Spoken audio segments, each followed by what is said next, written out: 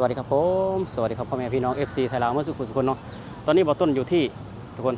สวนจตุจักรเนาะแต่ก่อนตอนนั้นบ่ต้นนั่งอยู่ฝั่งนั้นเนาะนั่งอยู่ฝั่งนั้นและเห็นแบบสีสะดุดตาเลยทุกคนสีสะดุดตาต้นนี้บ่มีใบทุกคนมีแต่ดอกเนาะดอกสีเหลืองๆอันนี้แบบว่าบ่ต้นเห็นแล้วก็เหมาะกับการปลูกไว้ในบ้านเนาะทุกคนเนาะปลูกไว้ในบ้านมันก็เป็นอาหารของกระรอกทุกคนเป็นอาหารของกระรอกเป็นอาหารของนกเนาะทุกคนเป็นสีสะดุดตาทุกคนเนาะซึ่งบ่ต้นนั่งจากฝั่งนั้นบ่ต้นก็อยากมาสัมผัสใกล้ๆทุกคนหอมเนาะเป็นต้นไม้ที่หอมทุกคนนี่อันนี้คืออยู่ในสวนทุกคนอยู่ในสวนของประเทศไทยคือบ่ต้นคือว่ามาตลอดเนาะว่าประเทศไทยเพิ่นมักปลูกต้นไม้ทุกคนเนาะเพิ่นมักปลูกต้นไม้แล้วก็เพิ่นมักปลูกดอกไม้ประดับเนาะทุกคนอันนั้นคือห้องน้ำทุกคนเนาะห้องน้ำเนาะห้องน้ำซึ่งเพิ่นบอกว่าเพิ่นบ่ได้เก็บเงินทุกคนแต่ว่าแล้วแต่ใครอยากซอยเรือบำรุงรักษาห้องน้ำคนละ5 บาทก็ได้ทุกคนละ5 บาทเนาะบางคนก็บ่ให้บางคนก็ให้อันนี้เพิ่นก็บ่ได้บังคับเพิ่นบ่ได้ตั้งว่าเก็บเนาะถ้าว่าเจ้ามี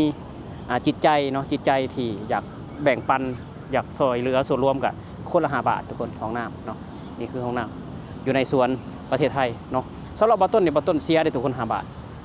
เสียเพราะยังเพราะว่าเ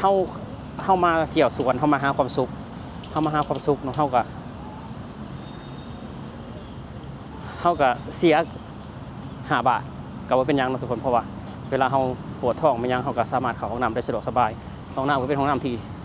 สะอาดดีเด้ทุกคนห้องน้ำที่สะอาดดีเด้เนาะคืออยู่บ้านบ่ต้นเนาะบ่ว่าแต่อยู่สปปลาวบ่ว่าแต่คิวรถเมล์เนาะหรือว่าสถานที่ยังก็แล้วแต่เนาะคือว่าคนละ5 บาทคือกันเนาะแต่ว่าความสะอาดนี่มันสู่ประเทศไทยบ่ได้ทุกคนความสะอาดนี่คือสู่ประเทศไทยบ่ได้ประเทศไทยนี่คือว่าต้นย่อมเสีย5 บาทกับต้นเพราะมันสะอาดเนาะนี่สะอาด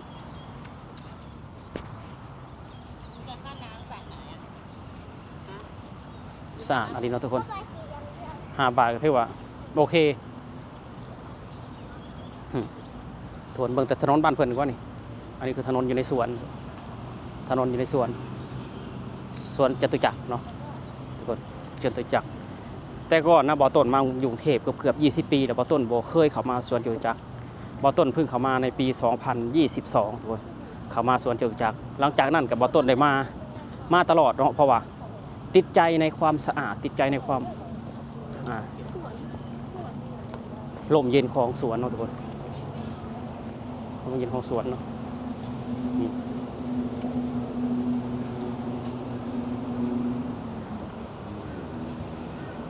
นี่ทุกคนคือบ่ต้นให้เบิ่งทุกคนเนาะบ่ต้นให้เบิ่งก็บ่ต้นอาจสิมัวๆนิดนึงทุกคนเนาะบ่ต้นใช้เบิ่งทางหน้าทุกคนเนาะให้เบิ่งทางหน้าเนาะบ่ต้นสิกลับกล้องให้เบิ่งเด้อทุกคนเด้อนี่เลยทุกคนเนาะ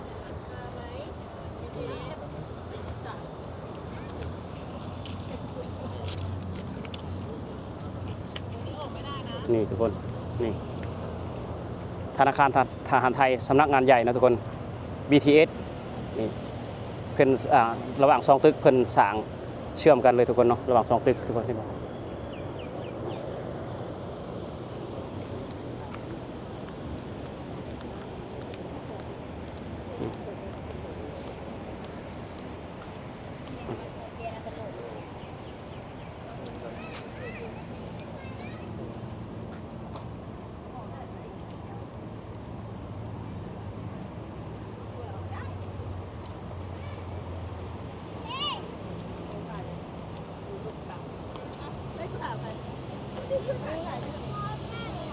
เนาะ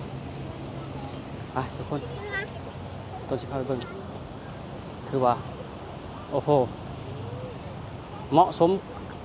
กับการพักผ่อนเนาะทุกคนทำงานเหนื่อยกับตอนเย็นมาเขากับพักผ่อนเนาะตัวเสาร์อาทิตย์มากับพักผ่อน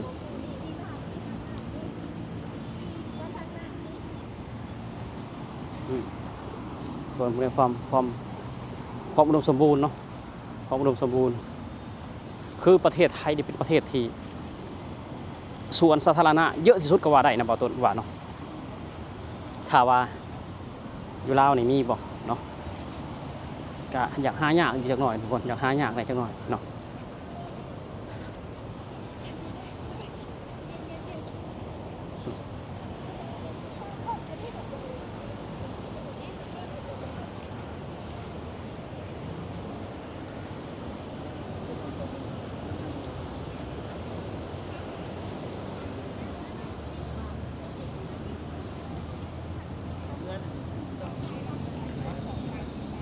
ยังกัน ถามเมื่อได้ขึ้นเรา คือรถมี ผู้ชายได้นี่นะขึ้นอยู่นี่เลย อันนี้เพื่อเพิ่นเฮ็ดไว้ทุกคนเพื่อคนแบบว่าจมน้ำเนาะสิได้เอาทุนอันนี้ทิ่มลงไปให้เพื่อซอยเรือได้ทันท่วงทีนี่คือระบบความปลอดภัยเนาะทุกคนเอาลงมึงลูกเจ้าหาลงมึงลูกก่อนสิเอาทุนลงไปให้ เขาเคยจำนวนฮอดเฉพาะ อ๋อนี่ระบบความปลอดภัยของเพิ่นทุกคนเนาะ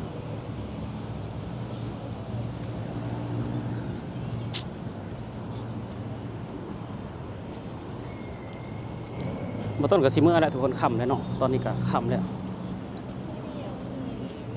ค่ำแล้ว4:30แล้วทุกคนบ่ต้นก็สิได้กลับแล้วพาแฟนกลับแล้วทุกคนเนาะค่ำแล้ว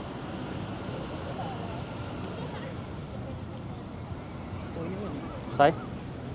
นกกางแกนกพิราบภาษาลาวนกกางแกเนาะทุกคนภาษาไทยคือนกพิราบนกกางแกนกกางแกเนาะนกกางแกถ้าว่าภาษาไทยเพิ่นก็นกพิราบนกพิราบทุกคนโอ้ทุกคน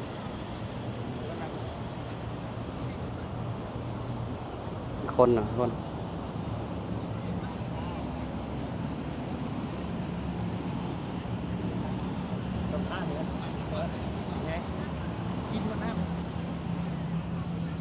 ซื้อ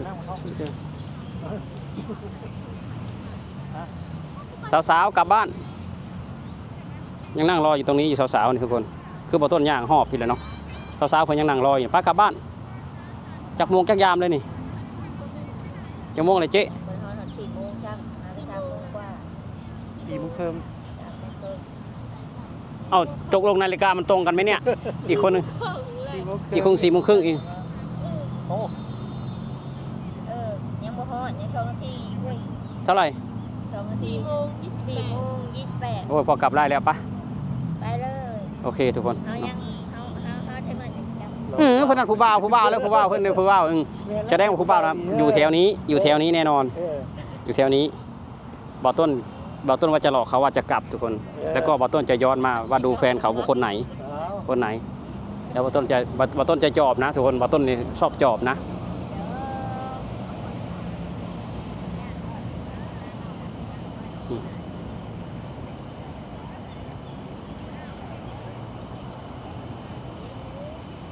ทุกคนขับมาคนแห่งหลายทุกคนเลยเนาะคนแห่งหลายบรรยากาศดีๆแบบนี้แบบว่าอุดมสมบูรณ์เขียวๆแบบนี้ไผสิบ่อยากมาสัมผัสทุกคนเนาะบ่ต้นก็อยากให้ภาคส่วนที่เกี่ยวข้องอยู่ทางบ้านบ่ต้นเนาะทุกคนเฮ็ดสร้างสวนแบบนี้แล้วก็คนในประเทศก็ร่วมใจกันรักษาคืออยู่ประเทศไทยทุกคนรักษาความสะอาดคนทุกคนล้วนมักแต่ความสะอาดแต่ว่าคนบางคนเลือกที่จะบ่ปฏิบัติความสะอาดเนาะทุกคน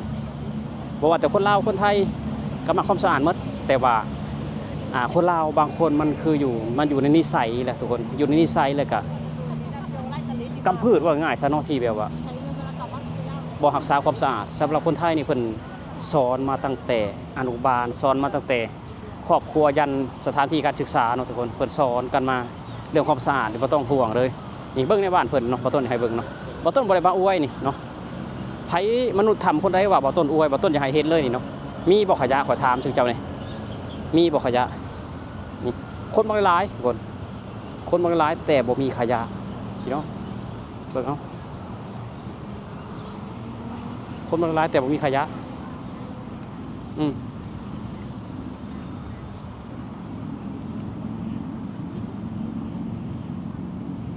นี่ โอเคทุกคนสำหรับคลิปนี้เนาะบ่าวต้นก็สิอำลาพาจากพี่จากน้องไปแล้วทุกคนบ่าวต้นสิพาแฟนบ่าวต้นกลับบ้านแล้วทุกคนกลับบ้านแล้วสำหรับคลิปนี้เนาะทุกคนบ่าวต้นก็ขอกล่าวคำว่าสวัสดีครับผม